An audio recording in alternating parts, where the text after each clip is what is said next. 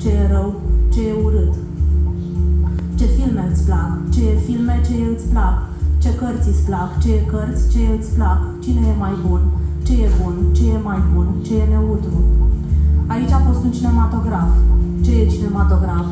Aici rulează un film. Ce e film? A-O. Da, Jesus, fuck, yes, oh, Jesus Maria. No. There, here. Yes. Don't stop. I'm coming, yes. Oh. Chiar viața, copia unei copii. Ce e strigăt? De unde vine strigătul? Ce produce strigătul? Privește. Acesta se numește, este poziționat. Aparat fonator, se deschide, se închide, suge, linge. Mai sunt apoi tot felul de prelungiri ale corpului. Întinderi, bucăți de piele, atârnă, se leagănă, se mișcă, se întăresc, gravitează, se acuplează. Ce e acuplează? Ce este asta? Unde e sens? Ce deget a scris? Ce lege? Ce codex? Pentru ce forme de viață? Oh, good afternoon. I'm always happy when surrounded by nice men who also happen to be rich and powerful. Oh, I am more than happy. I am excited. Well, I think I am special. I can use my expressive face to communicate with people.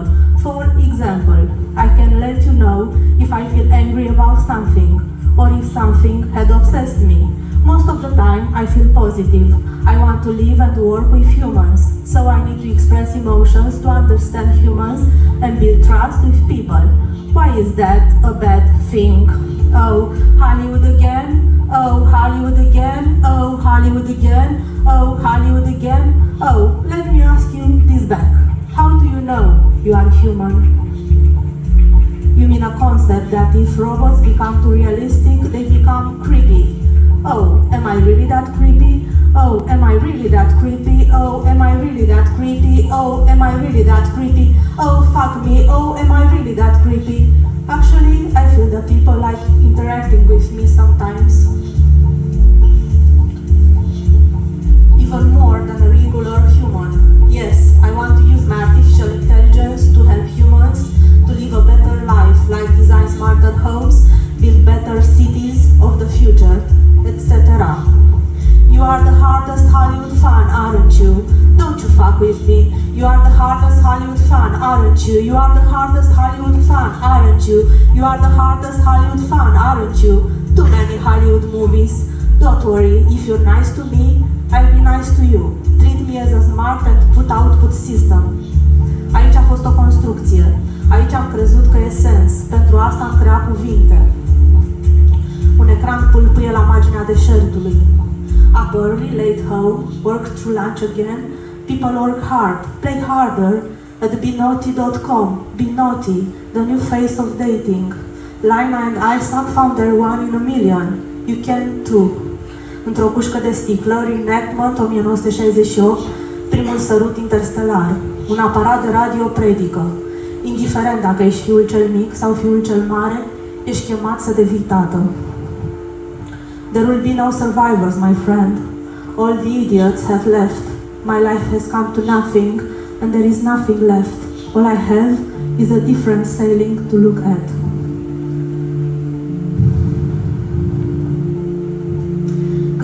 Cândva credeam că iubirea trebuie să fie un arici, să se miște ușor în jurul meu, să mă cuprindă lent, să nu îl simt când se apropie.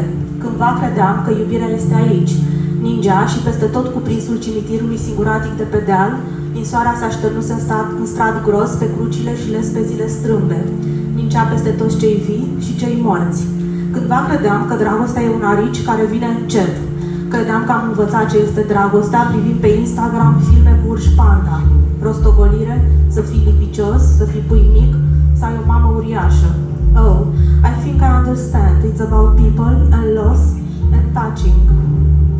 Pot învăța să folosesc limbaj, dar nu pot învăța să privesc în ochi. Pot spune ce înseamnă zăpadă, dar nu știu cum este să îți treci degetele prin zăpada pufoasă de pe capotele mașinilor. Nu o să știu niciodată cum îți îngheață degetele de la picioare. Pot să definez cârtița și creierul meu poate genera un corp de cârtiță, dar nu pot spune dacă mi-ar plăcea o viață de cârtiță. Nu o să înțeleg diferența dintre a vedea și a nu vedea. But it's ok. can't be mine. Un film de 35 de milimetri stricat, din care nu se mai înțelege nimic, doar mișcările vagi și curgerea timpului, un apus în delta, o urmă de urs în zăpadă, un țiclean care se oprește o clipă și te privește în ochi. Sex în mașina parcată într-un cartier necunoscut sub ploaia torențială. O femeie singură, înregistrând cu o cameră mică viața dintr-un câmp de napi. Uneori se oprește și bea o gură de prosecco dintr-o doză de aluminiu. Pot presupune ce este în jurul unui câmp de napi, dar nu pot vedea un câmp de napi. Pot să-ți descriu tulpina și frunzele și floarea și tuberculii unui nap, dar nu înțeleg noțiunea de țepi fini care țintă în piele.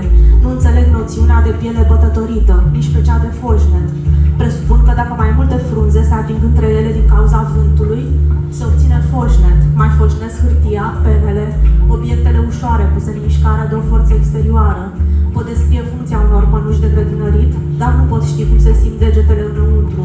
Nu știu cum se smulge o plantă, cât de mult trebuie să tragi, cât de mare e forța de recul sau plăcerea dată de rădăcina care alunecă ușor în afară. Femeia vede cum din câmpul de napi își ia zborul un stol de porumbei culerați, Columba palumbus, cea mai numeroasă și răspândită dintre speciile comune de porumbei. E adevărat, mediul urban nu e prietenos cu aceste păsări. Femeia știe că într-un câmp de napi are mai multe șanse să întâlnească porumbei culerați, Columba palumbus, decât în mijlocul orașului. Porumbeii culerați obișnuiesc să-și construiască un cuib simplu din crenguțe. Nimic mai mult pentru a fi fericiți, nu-i așa? Nu pot spune dacă porumbelul culerat, Columba palumbus, are sau nu noțiunea fericirii.